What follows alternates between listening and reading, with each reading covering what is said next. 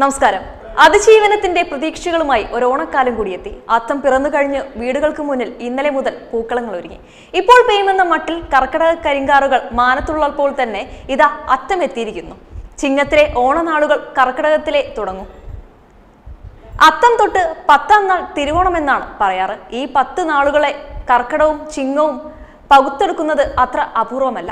ഇക്കുറി അങ്ങനെ ഒരു ഓണമാണുള്ളത്. ഈ അത്തത്തിനുമുണ്ട് ഒരു വിശേഷം. ഇക്കുറി 12, 13 തീയതികളിലായി അത്തം നക്ഷത്രം കടന്നു പോകുന്നുണ്ട്.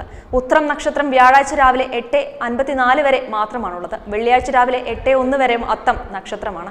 കോവിഡ് ജാഗ്രതയുടെ നിയന്ത്രണങ്ങൾക്കിടയിലെത്തുന്ന രണ്ടാമത്തെ ഓണക്കാലമാണിത്.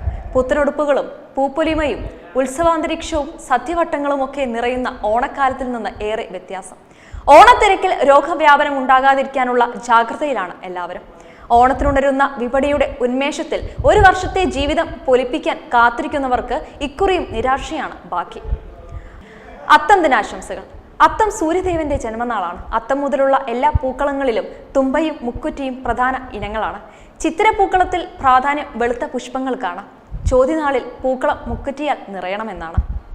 വിശാഖത്തിന് വൃത്താകൃതിയിൽ പൂക്കൾ ഇടകലർത്തിയാണ് കളമൊരുക്കുക. അനീഴത്തിന് പൂക്കളം 5 നിറത്തിലുള്ള പൂക്കൾ കൊണ്ട് 5 വരിയായി നിർമ്മിക്കണം. തൃക്കേട്ടയ്ക്ക് പൂക്കളം 6 നിറത്തിലുള്ള പൂക്കൾ കൊണ്ടാവണമെന്നാണ് വിശ്വാസമുള്ളത്. മൂലത്തിന് മൂടുവോളം പൂ എന്നാണ് പറയുക. പൂരാടത്തിന് പൂരപ്പറമ്പ് വരെ നീളുന്ന പൂക്കളമാണ്. കാക്കപ്പൂവ് പ്രധാനമാണ്. ഉത്രാട നാളിൽ സമൃദ്ധമായി പൂക്കൾ കൊണ്ട് പൂക്കളം ഒരുങ്ങുന്നു. തിരുവോണ നാളിൽ തൃക്കാക്കരയപ്പന്റെ വരവുമായി. പണ്ട് നാട്ടുപൂക്കളായിരുന്നു പൂക്കളത്തിലുണ്ടായിരുന്നത്. മഹാബലിയുടെ ഇഷ്ടപുഷ്പമാണ് തുമ്പ. ചാണകം മെഴുകിയ തറയിൽ തുമ്പയും തുളസിയും കൊണ്ട് ഒറ്റവരി അത്തത്തിന്. തിരുവോണമാകുമ്പോൾ അത് 10 വരിയാകും. അത്തപ്പൂക്കളത്തിന് തൃക്കാക്കരയപ്പനുമായി ബന്ധപ്പെട്ട് കിടക്കുന്ന ഒരു ഐതിഹ്യമുണ്ട്.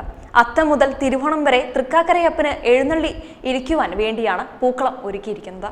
എന്നാൽ തൃക്കാക്കരയിൽ നിന്ന് ദൂരെ വസിക്കുന്നവർക്ക് തൃക്കാക്കരയപ്പന്റെ അടുത്ത് ചെന്ന് പൂക്കളം ഒരുക്കാൻ കഴിയാതെ വന്നപ്പോൾ അവരുടെ സങ്കട നിവർത്തിക്കായി വീടുകളിൽ തന്നെ പൂക്കളം ഒരുക്കി അതിൽ തന്നെ പ്രതിഷ്ഠിച്ചു ആരാധിച്ചു കൊള്ളുവാൻ തൃക്കാക്കരയപ്പൻ അനുമതി നൽകിയെന്നും അതിൽ പിന്നെയാണ് വീടുകളിൽ പൂക്കളം ഒരുക്കി തുടങ്ങിയെന്നത് പറയപ്പെടുന്നുണ്ട്.